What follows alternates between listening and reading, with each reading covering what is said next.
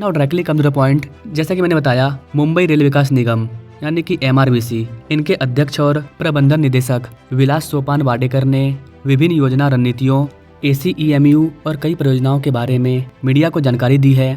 Media के द्वारा सवाल किया गया कि क्या हम MUTP को आगे ले जाने के लिए नई मेगा परियोजनाओं के लिए तैयार हैं। रिप्लाई में कहा गया कि जी हाँ, हमने MUTP 3B को मंजूरी देने की प्रक्रिया शुरू कर दी है, जिसका मुख्य आकर्षण हार्बर लाइन को पश्चिमी रेलवे से जोड़ने के लिए एक नया उपनगरीय गलियारा और माल एक्सप्रेस और लोकल ट्रेनों को अलग करना है। MUTP 3B परियोजना में पनवेल से वसई तक एक नया लोकल ट्रेन कॉरिडोर को बनाया जाएगा। इस कॉरिडोर का संरेखण मौजूदा पनवेल वसई कॉरिडोर के साथ, जिसमें मौजूदा रेल यातायात को जोड़ने के लिए कई रेल फ्लाईओवर होंगे, जिसमें कलम्बोली में एक फ्लाईओवर भी शामिल है जो डेडिकेटेड फ्रेट कॉरिडोर यानी कि DFC संरेखण पर है और वसई में उतरते समय पश्चिमी रेलवे को पार करेगा।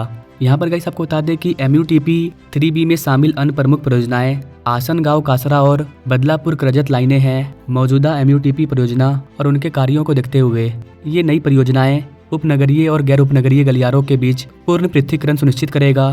MUTP 4 अभी अवधारणा चरण में है। हमने ट्रैफिक अप्रेंटिस अध्ययन शुरू करने की प्रक्रिया शुरू कर दी है।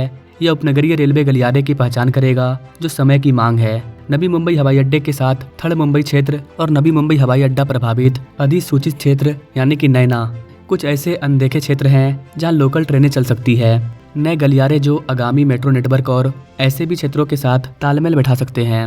नए कॉरिडोर के अलावा MUTP 4 में क्या क्या होगा, तो गैस कहा गया कि हम कैब सीलिंग संचार आधारित ट्रेन नियंत्रण यानी कि CBTC के उन्नत अत्याधुनिकरण संस्करण कवच 5 को शामिल करने पर विचार कर रहे हैं, जिसका उपयोग स्थानीय ट्रेनों के लिए किया जा सकता है। यह निश्चित रूप से स्थानीय ट्रेनों की गति को कम करेगा और आवृत्ति बढ़ाने में मदद करेगा। इस समय तक कॉरिडोर का पृथक्करण भी काफी हद तक हो जाएगा। इसके अलावा यह ट्रैक पर मिशन 0 डेप्थ के लिए आवश्यक कार्य की पहचान करेगा, जिससे यात्रियों के लिए एक आरामदायक यात्रा का अनुभव होगा और भीड़ के स्तर को 500 से 300 प्रति कोच तक लाया जाएगा।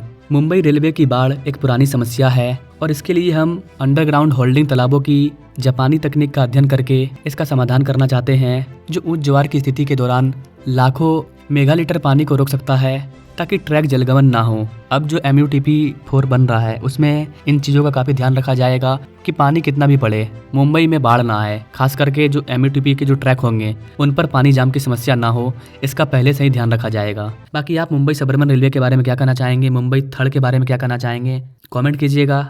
बाकी मिलेंगे अपने लोग अगले वीडियो में, तब तक के लिए जय हिंद।